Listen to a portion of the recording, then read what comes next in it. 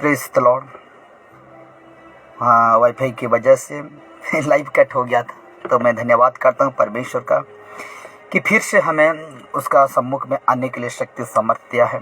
और परमेश्वर का मैं ऐसा कुछ वचन को रखूँगा, अभी 10 से 15 वचन में रखूँगा, और उस वचन का जो महत्व रहता है, जो गहराई बातें रहता है, मैं उन सब को मैं आपके सामने बताऊंगा। इसलिए मेरे प्यारो, मेरे साथ बने रहिए। आप परमेश्वर की अद्भुत महान शिक्षा को, उसका वचन को सीखेंगे। इसलिए मेरे साथ में आप बने रहिए। तो हम पहले जिस प्रकार वचन में आपको बताऊंगा, वो वचन हर एक जो उसका जो गहराई रहता है, मैं उन सभी को आपका पास में रखूंगा। 10 से 15 तक हम वचन देखेंगे। तो लिखा जाता है इस जगह में, मैं पहला वचन रखने जा रहा हूँ। तो सबसे पहले प्रभु यीशु मसीह के अमूल्य नाम में सभी को जय मसीह की। Praise the Lord.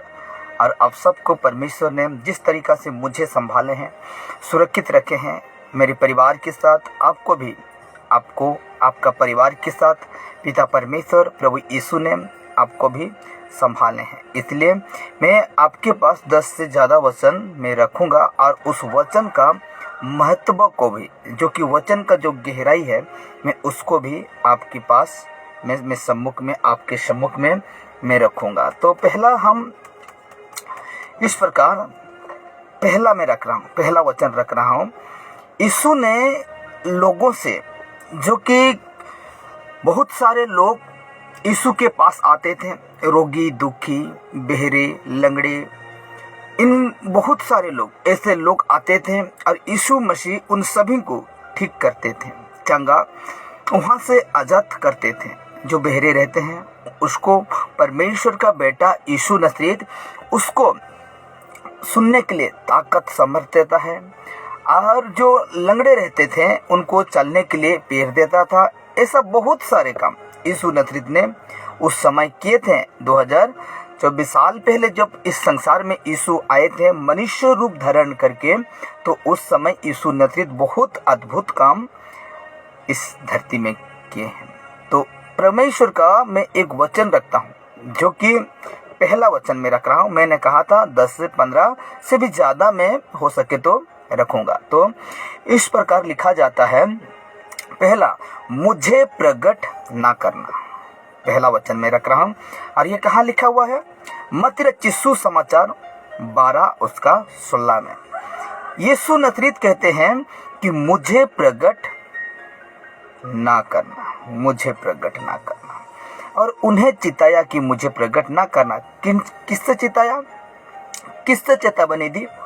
किससे परमेश्वर ने कहा? परमेश्वर मतलब यीशु मसीह ने कहा कि तुम मुझे प्रकट ना करना। यानी हम इस विषय को पाते हैं मत्ती रचित सुसमाचार उसका 12 उसका 16 में। तो इस प्रकार लिखा जाता है, अधिकांश, बड़े ध्यान से सुनना, इस बातों को बड़े ध्यान से सुनिएगा, जो वचन का निचोड़ है, जो कि मत्ती रचित सुसमाचार 12 उसका 16 का जो निचोड़ है, जो गहराई राज है, मैं उसको मैं आपके सामने रखूंगा। तो लिखा जाता है, अधिकांश चंगाई देने के बाद प्रभु यीशु मसीह लोगों से कहते थे, क्या करने बाद? चंगाई देने के बाद प्रभु यीशु मसीह कहते थे कि मुझे प्रकट ना करना और मेरे बारे में किसी को ना कहना। क्यों? क्या? अधिकांश चंगाई देने के बाद प्रभु यीशु मसीह लोगों को कहते थे, क्या कहते थे? लोगों को चंगाई करने के बाद जो अंधे थे उसको आंख देने के बाद, जो मुर्दा था उसको जिंदा करने के बाद, जो लंगड़े था उसको चलने के लिए शक्ति देने के बाद क्या करते थे? अधिकांश चंगाई देने के बाद प्रभु यीशु मसीह कहते थे कि मुझे प्रकट ना करना और मेरे बारे में किसी को ना कहना। क्यों? Question mark. क्यों ऐसा यीशु नसरीत कहते थे? देखिए, बड़े ध्यान से सुनिएगा। क्योंकि प्रभु यीशु मसीह अपने आप को महान साबित करना नहीं चाहते थे और ना ही राजा बनना चाहते थे। वे कौन? यीशु मसीह इस जगह में, वे इस संसार में एक सेवक के रूप में आए और उन्होंने खुद कहा, माने स्वयं यीशु ने कहा, मनुष्य का पुत्र सेवा करने नहीं परंतु सेवा टहल करने के लिए आया है। तो देखिए, तो इस वचन में, इस जगह में कहता है प्रभु यीशु मसीह अपने जीवन से पिता की महिमा को प्रकट करने चाहते थे। किसका? जिस परमेश्वर ने यीशु को इस दुनिया में, यही संसार में भेजा था, उसी का महिमा को प्रकट करना चाहते थे। जब मैं बाइबल को पढ़ रहा था या पढ़ता हूँ, बाइबल को पढ़ता था तो इस बातों को जान पाया कि बहुत से जगह पर जब यीशु मसीह ने अंधे को आंख दिया, बहुत से जगह पर यीशु मसीह ने अंधे को आंख दिया, लंगड़े को चलाया, मुर्दों को जिलाया, लंगड़े को चलाया, मुर्दे को जिलाया, बहरे को, गूंगे लोगों को चंगा किया और उसके बाद उन्हें समझाया, उन्हें चिताया और उन्हें आज्ञा दिया कि मेरे बारे में किसी से ना कहना और ना ही मुझे प्रकट करना। किस को? अंधे, बहरे, लंगड़े, मुर्दे जितने भी थे, जब परमेश्वर का बेटा यीशु नसरी ठीक करते हैं, उसको चंगा करते हैं, तो उनको समझाते हैं कि उसको आज्ञा देते हैं कि मेरे बारे में किसी को ना कहना या प्रकट ना करना। ऐसा क्यों कहते हैं? हाँ, यीशु नसरी ऐसा क्यों कहता था? क्योंकि वो किसका महिमा को प्रकट करना चाहता था? परमेश्वर का महिमा को वो प्रकट करने चाहता था। इसीलिए वो अद्भुत काम किए, मुर्दे को जिंदा किए, लंगड़े को चलाए, बहरे का कान सुनने के लिए उसको शक्ति समझ दिए और नाना प्रकार के अद्भुत काम किए। परमेश्वर का बेटा यीशु नसरी नाना प्रकार के अद्भुत काम किए, लेकिन फिर भी उनसे कहते हैं कि तुम मुझे प्रकट ना करना, तुम मुझे प्रकट ना करना। ऐसा क्यों मेरे प्यारो? ऐसा क्यों? देखिए, आज का सबक को देखिए, आज का जो सेवक लोग हैं ना, उसको देखिए क्या करते हैं। जबकि आज के समय में लोगों को नाम और पहचान, इज्जत और शोहरत चाहिए। क्या चाहिए? जबकि आज के समय में लोगों को, सेवकों को, वही पास्टरों को, अब जिसके पास जाते हैं, मेरे प्यारो, यीशु ने तो इतना भयंकर काम किया, इतना भयंकर चमत्कार किया, लेकिन उन सब से कहते हैं कि तुम मुझे प्रकट ना करना। चिताते हैं, चेतावनी देते हैं और कहते हैं कि मुझे प्रकट तुम ना करना।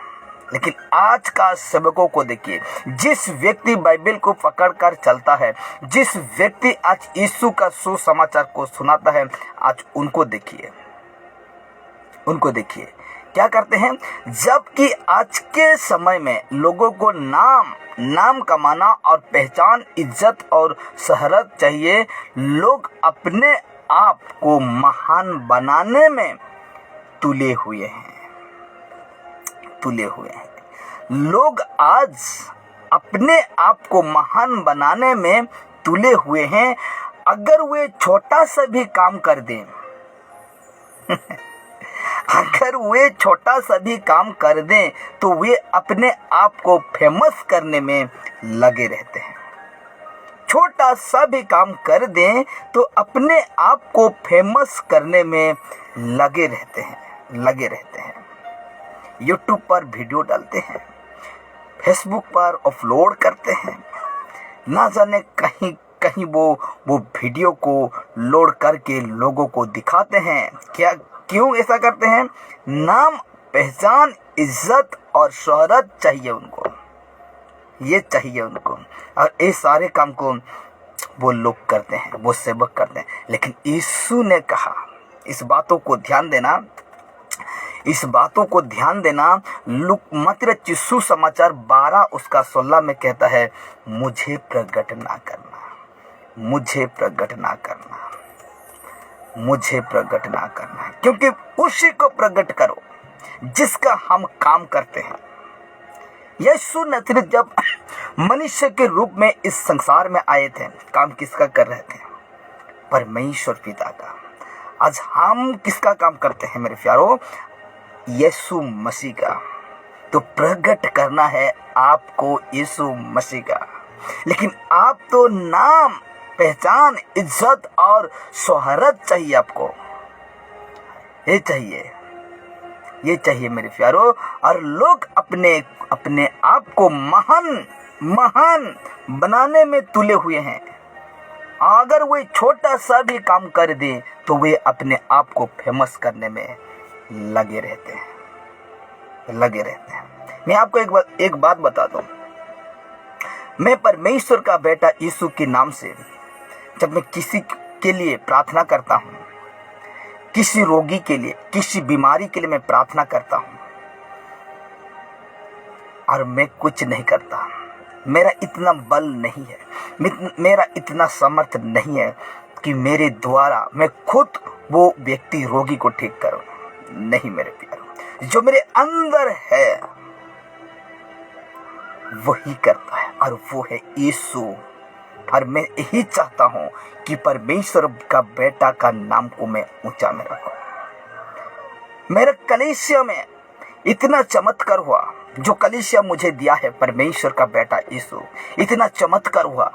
मैं किसी को वीडियो बनाकर, किसी को वीडियो शूट करके मैं कहीं भी नहीं डालता, कहीं भी नहीं डालता, सोशल मीडिया में नहीं डालता, मैं नहीं डालता हूँ। मैं खुद को फेमस करने नहीं चाहता हूँ मेरे प्यारों। मैं यीशु को समझ चुका हूँ, मैं यीशु को जान चुका हूँ, मैं यीशु का शिक्षा को मैं जान चुका हूँ। इसीलिए मेरा मकसद यही है कि मैं यीशु को ऊंचा में रखूँ। मुझे नाम, पहचान, इज्जत, शोहरत नहीं चाहिए, मुझे यीशु चाहिए, मुझे यीशु चाहिए। इसीलिए देखिए, लेकिन प्रभु यीशु मसीह इन सब से हटकर और अलग है, ऐसे नहीं चाहते हैं। यीशु नाम, पहचान, इज्जत, शोहरत नहीं चाहता था। इसीलिए प्रभु यीशु मसीह इन सब से हटके और अलग हैं। इतना कुछ करने के बाद भी उन्होंने अपने आप को नम्र और दीन किया। यीशु इतना अद्भुत काम करने पर भी उन्होंने अपने आप को नम्र और दीन किया। हमें भी होना है इसी प्रकार, यीशु मसीह की प्रकार हमें भी होना है। लेकिन आप लोग क्या करते हैं?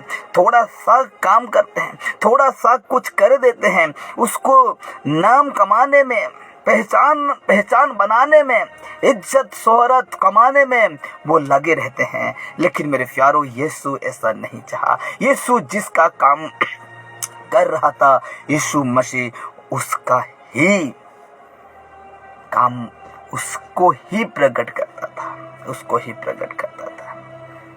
आशा करता हूँ ये विषय को समझ गए होंगे, जो कि मत्ती यीशु समाचार और उसका 12 उसका 16 में कहता है, मुझे प्रकट ना करना। तो आज इस विषय में आपको पूरा जानकारी मिल गया होगा, मैं आशा रखता हूँ। अब मैं दूसरा में आता हूँ, दूसरा वचन। और दूसरा वचन है, देखिए, मेरे द्वारा तो तेरी आयु बढ़ेगी। किसकी? इंसान की। ये कौन है? परमेश्वर है। मेरे द्वारा तो तेरी आयु बढ़ेगी। और कहाँ लिखा है? नीति वचन 9 उसका 11 में लिखा जाता है इस प्रकार, नीति वचन 9 उसका 11 में लिखा जाता है, मेरे द्वारा तो तेरी आयु बढ़ेगी और तेरे जीवन के वर्ष अधिक होंगे। क्या कहा? मेरे द्वारा तो तेरी आयु बढ़ेगी और तेरे जीवन के वर्ष अधिक होंगे। तो आइए इसका महत्व को मैं समझाता हूँ, निचोड़ को देखिए। परमेश्वर के वचन में लिखा है, मेरे द्वारा तेरी आयु बढ़ेगी।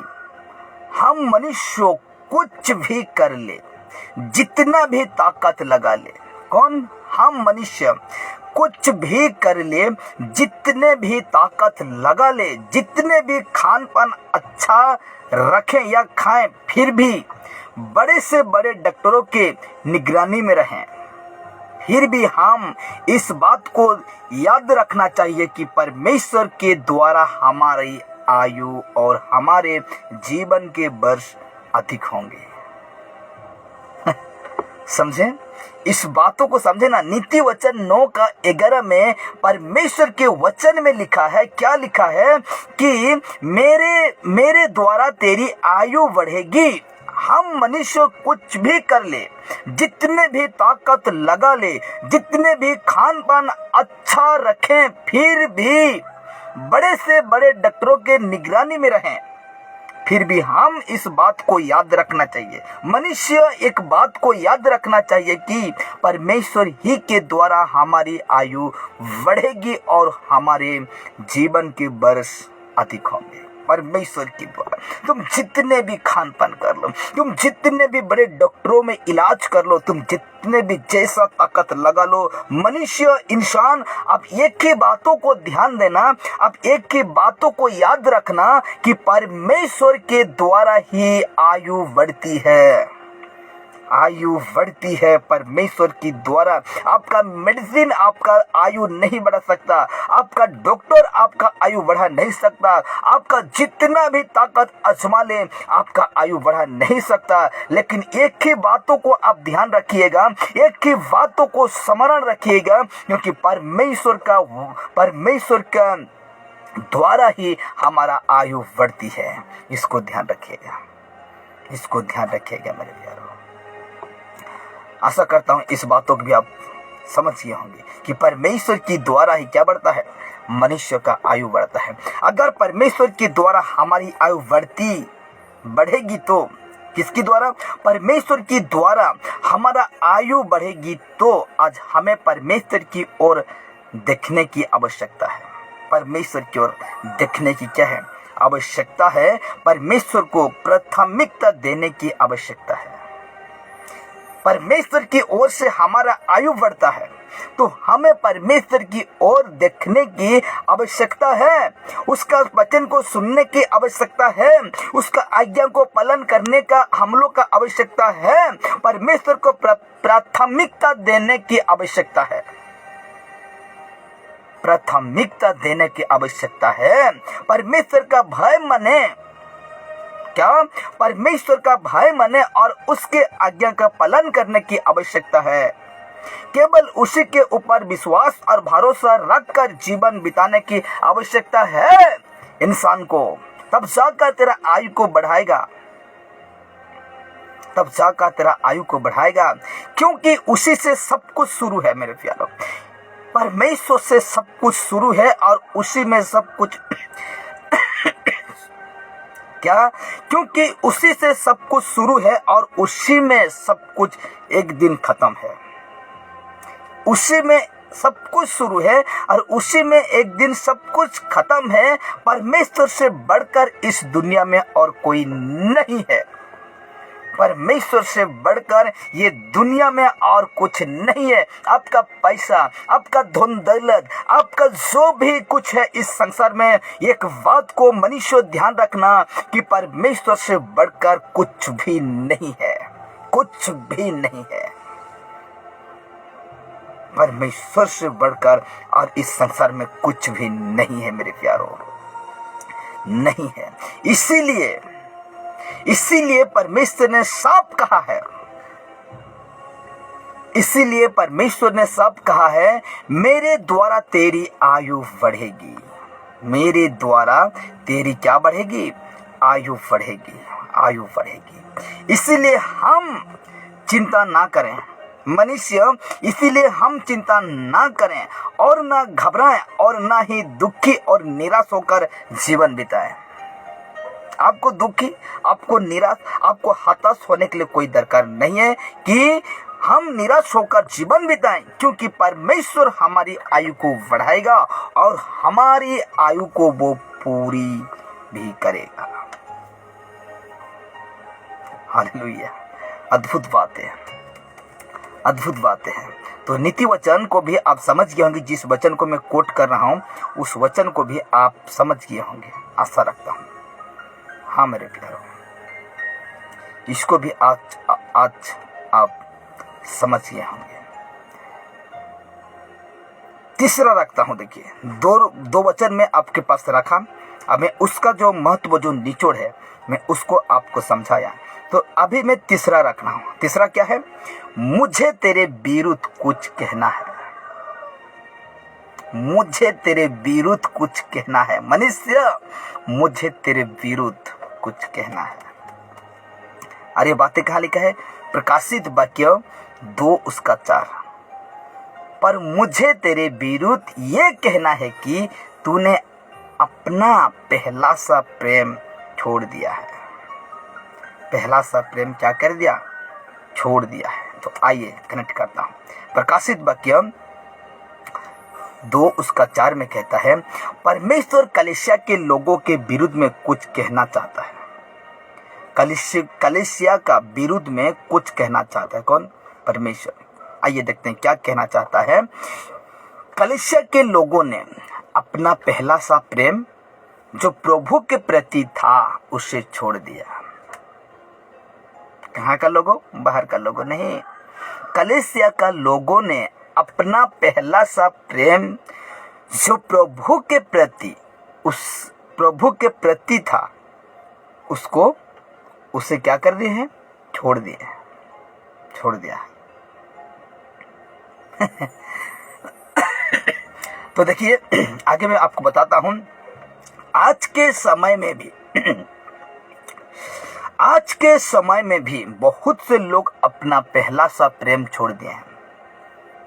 आज के वर्तमान युग में पहला सा जो प्रेम था परमेश्वर के लिए, वो प्रेम को छोड़ दिए हैं।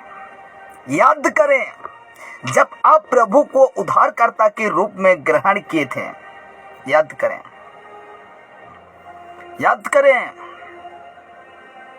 जब आप प्रभु को उद्धारकर्ता के रूप में ग्रहण किए थे तब आपका जीवन कैसा था?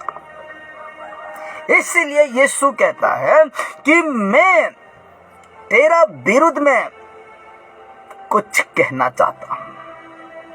याद करें, जब आप प्रभु को उद्धारकर्ता रूप में ग्रहण किए थे तब आपका जीवन कैसा था? आपका जीवन कैसा था मेरे प्यारों? सोच के देखिए एक बार। पिछले जिस दिन आप यीशु को उद्धारकर्ता कहकर माने थे, उस दिन से परमेश्वर को आप कितना प्रेम करते थे, आपका जीवन कैसा था, उसको याद करें। कैसा था? याद करें। कैसा था? याद करें मेरे प्यारों। इसीलिए कहता है, और अभी क्या लिखा जाता है? और अभी कैसा है? शुरू में आप सवेरे उठकर प्रार्थना करते थे। शुरू में क्या करते थे? सवेरे उठकर प्रार्थना करते थे। रोज बाइबल पढ़ते थे।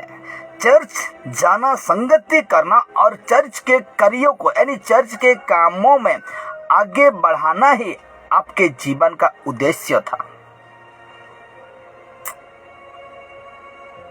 याद करिए, स्मरण करिए क्या कहता है।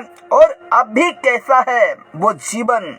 शुरू में आप परिवार के साथ सवेरे उठकर प्रार्थना करते थे, रोज बाइबल पढ़ते थे और चर्च जाना, संगति करना और चर्च के कामों में आगे चर्च के काम में आगे बढ़ना ही आपके जीवन का उद्देश्य था पहला। लेकिन आज आप कैसे हैं? क्या क्या सोच के देखिए। लेकिन आज आप कैसे हैं? क्या जैसा प्रेम पहले आप प्रभु से करते थे, क्या जैसा प्रेम पहले प्रभु से करते थे, आज भी वैसा ही प्रेम आपके अंदर है? कि आज आपका आत्मिक जीवन और प्रभु के प्रति प्रेम कम हो गया है? सोच के देखिए। आज भी वैसा ही प्रेम आपके जीवन में है, आपके अंदर में है, जैसा पहले परमेश्वर से प्रेम करते थे, यीशु से प्रेम करते थे। क्या वो प्रेम आज भी है? क्या आज भी है प्रभु के प्रति मेरे प्यारे? मैं पूछ रहा हूं आपसे डायरेक्ट, क्या वो प्रेम आज प्रभु से है आज? क्योंकि हम ऐसे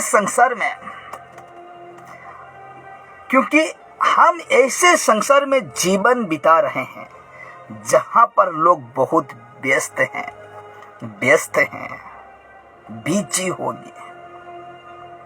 आज हम ऐसे संसार में आज हम जीवन बिता रहे हैं मेरे प्यारों, कि जहां पर लोग बहुत व्यस्त हैं, बहुत बिजी हैं, और इस व्यस्त के चक्कर में लोग प्रभु से दूर हो जा रहे हैं।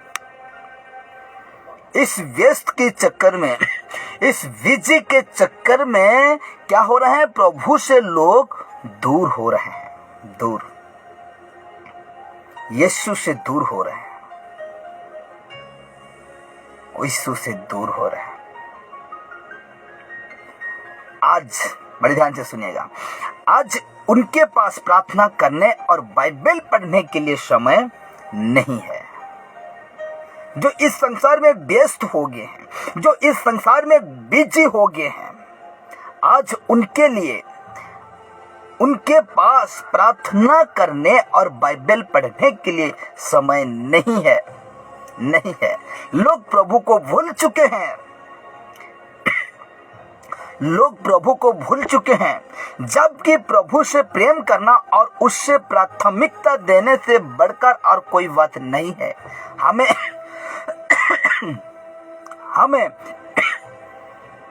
हमें पहला सा प्रेम में लौट आना है। हमें पहला सा प्रेम में लौट आना है मेरे प्यारों, लौट आना है। पहला सा प्रेम में हमें लौट आना है मेरे प्यारों, लौट आना है। आशा करता हूँ प्रकाशित वाक्य 2:4 का विषय के वो उस बातों को भी आप समझ गए होंगे। अब मैं चौथा रखता हूँ। क्या लिखा गया? कहता है तेरी आयु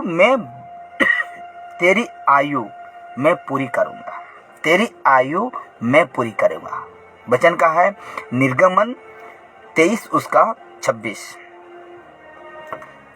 26, निर्गमन 23 उसका 26 में कहता है। बड़ी ध्यान से इसके बाद हम समाप्त करेंगे, क्योंकि बहुत समय जाएगा, इसलिए मैं बहुत सारे वचन सिलेक्ट किया हूँ आपके लिए। मैं फिर कल आपके पास आऊँगा ये सारे वचन को लेकर, तो इसी को हम देखकर हम समाप्त करेंगे इस सभा। तो क्या कहते हैं? तेरी आयु मैं पूरी करूंगा। तो निर्गमन 23 उसका 26 लिखा जाता है, तेरे देश में ना तो किसी का गर्भ गिरेगा और ना कोई वंज होगी, और तेरी आयु मैं पूरी करूंगा। कहाँ लिखा गया है?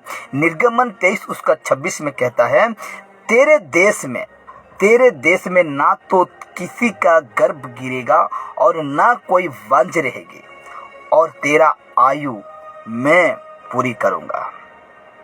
कुछ बातों को मैं अभी आपके पास में लेकर समझाऊंगा। तो लिखा जाता है, देखिए, परमेश्वर का प्रतिज्ञा है कि किसका?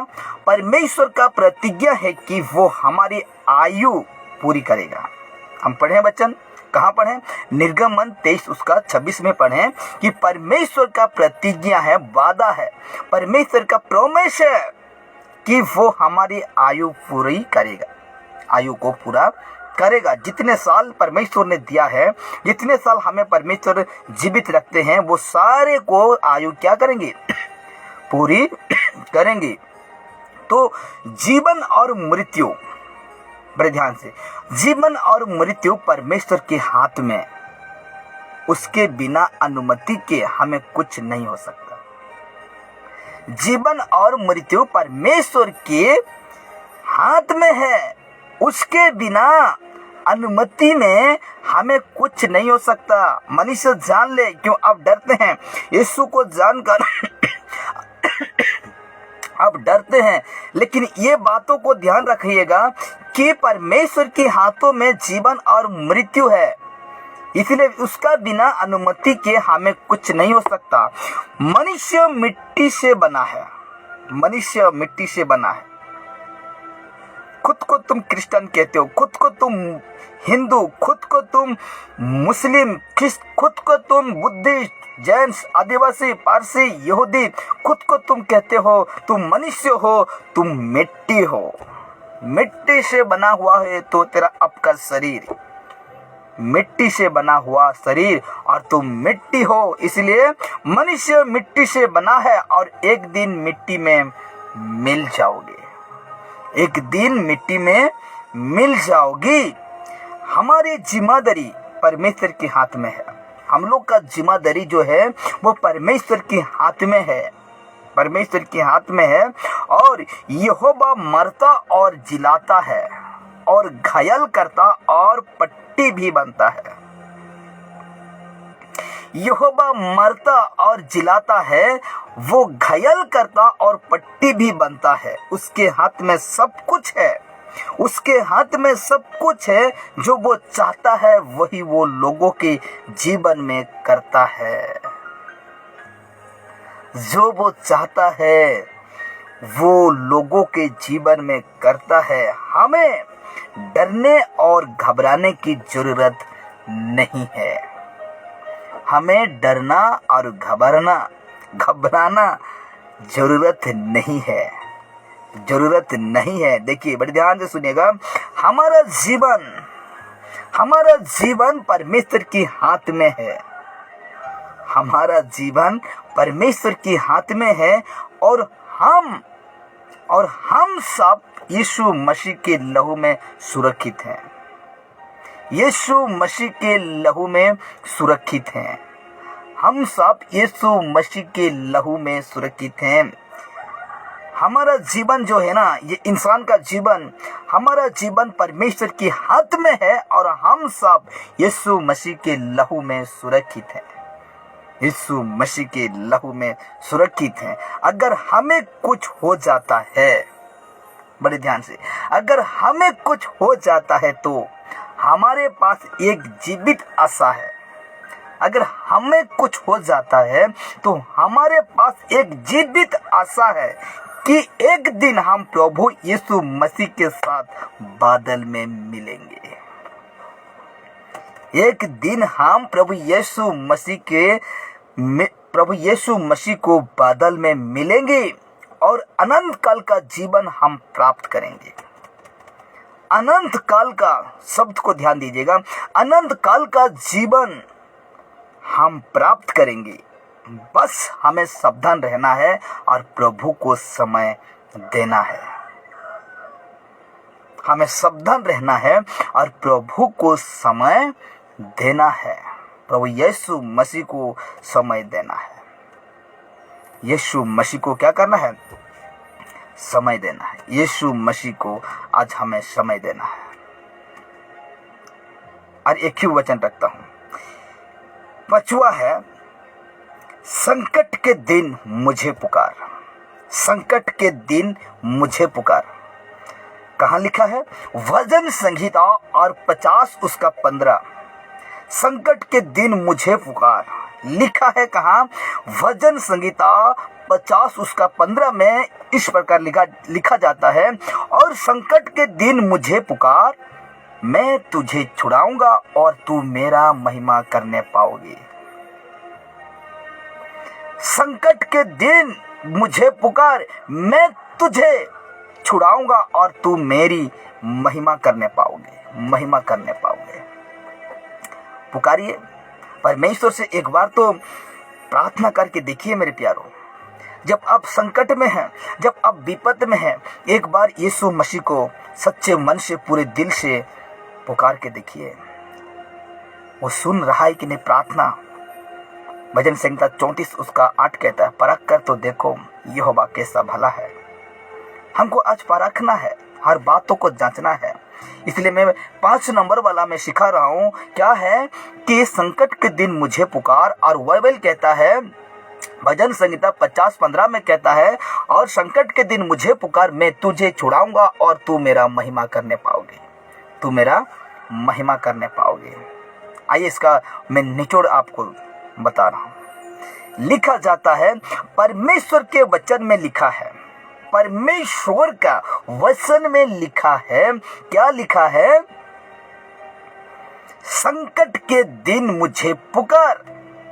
जब हम संकट के दिन में परमेश्वर को पुकारते हैं, इसका मतलब क्या है? परमेश्वर को पुकारते हैं जब संकट के दिन में हम पढ़ते हैं, और जब उस समय हम परमेश्वर को याद करते हैं, स्मरण करते हैं, उसके सामने हम गिड़गिड़ाते हैं, उसके सामने हम प्रार्थना करते हैं, पुकारते हैं, यीशु को पुकारते हैं। कब? जब हम संकट में परमेश्वर को पुकारते हैं, उसके ऊपर भरोसा रखते हैं, तो जरूर वो हमारा सुनता है प्रार्थना को। उसके ऊपर भरोसा रखते हैं, उसके ऊपर आशा लगाते हैं, और पूरे दिल से, पूरे मन से हम परमेश्वर को पुकारते हैं, तो वो हमारा प्रार्थना जरूर सुनता है। वो हमारा प्रार्थना जरूर सुनता है। ये परमेश्वर का प्रतिज्ञा है, ये वादा है। भजन संहिता 50:15 में जो कहा है, ये परमेश्वर का प्रतिज्ञा है, वादा है कि संकट के दिन तुम मुझे पुकार। सुन लो, जान लो, ये वचन का जो निचोड़ है उसको जान लो। अब संकट में पड़ जाते हैं, अब किसके पास जाते हैं? सच्चा परमेश्वर तो आपका अंदर है मेरे प्यारो। इंसान का जीवन में बैठता है, इंसान का हृदय में बैठता है, और आप कहां भाग दौड़ करते हैं? जीवन और मृत्यु का चाबीकाठी परमेश्वर के हाथों में है, तो आप क्यों डरते हैं, क्यों घबराते हैं? अगर कुछ भी हो जाता है आपको, तो आप परमेश्वर से एक दिन आप मिलेंगे। परमेश्वर से आप एक दिन उससे बादल में जाकर आप मिलेंगे। इसके लिए आप क्यों चिंता करते हैं? इसके लिए आप क्यों डरते हैं? ये परमेश्वर का प्रतिज्ञा है कि संकट के दिन मुझे पुकार और मैं तुझे छुड़ाऊंगा, मैं तुझे छुड़ाऊंगा। ये परमेश्वर का वादा है। ये परमेश्वर हमें वादा करते हैं, ये परमेश्वर हमें प्रतिज्ञा करते हैं कि तू मुझे संकट के दिन में तू मुझे पुकार, कहता है, और मैं तुझे छुड़ाऊंगा। परमेश्वर कहता है, मैं तुझे छुड़ाऊंगा। सच में परमेश्वर, क्या सच में परमेश्वर हमें छुड़ाएगा और बचाएगा। सच में परमेश्वर हमें छुड़ाएगा और बचाएगा, और बचाएगा मेरे प्यारों, और बचाएगा। सच में ये झूठ नहीं है, ये वचन कभी झूठ नहीं हो सकता, और कोई भी नहीं झुठला पाएंगे इस वचन को, कोई भी झुठला नहीं पाएंगे। इसीलिए कहता है, इस कई प्रकार महामारी के समय में, हाँ कि नहीं, जिस प्रकार कोरोना वायरस जब आया इस दुनिया में पूरा विश्व में, तो दुनिया हिल गया, लोग डर गए, लोग घबरा गए, मैं कहाँ जाकर बैठूं, मैं कहाँ रहूं, सब डर गए मेरे प्यारों।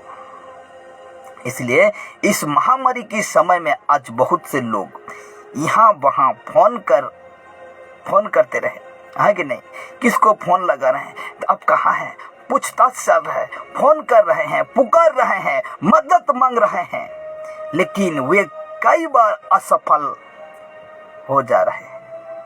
किसी को मदद मांग रहे हैं, किसी को फोन से पूछताछ कर रहे हैं, लेकिन कई बार वो असफल होते जा रहे हैं। असफल होते जा रहे हैं। आज किसी का अप्रोच काम नहीं हो रहा है, सही काम नहीं हो रहा है। आज किसी का सही काम नहीं हो रहा है, नहीं हो रहा है।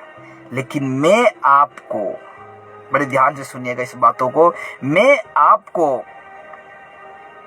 आनंदित करना चाहता हूं, आनंदित करना चाहता हूं कि आप किसी भी प्रकार के संकट में क्यों ना हो, आप किसी भी संकट में क्यों ना हो, और कोई आपकी नहीं सुन रहा है, आप कोई भी संकट में क्यों ना हो और कोई आपकी नहीं सुन रहा होगा और ना ही मदद के लिए आगे आ रहा होगा।